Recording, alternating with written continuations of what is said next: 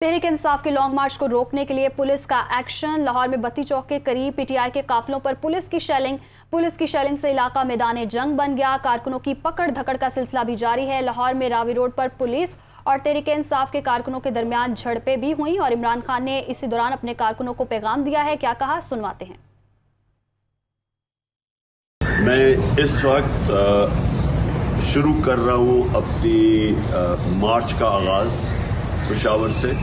میں اب پہنچ رہا ہوں سیدھا ولی انٹرچینج کے اوپر۔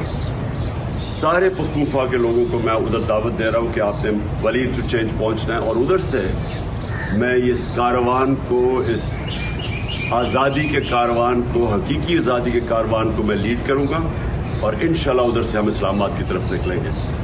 اور مجھے امید ہے کہ سب نکلیں گے، سب میرے ساتھ نکلیں گے، کیونکہ یہ ایک فیصلہ کن وقت ہے پاکستان کی تاریخ میں، اور ہم حقیقی آزادی لے کے رہیں گے۔ نصر من اللہ و فتح۔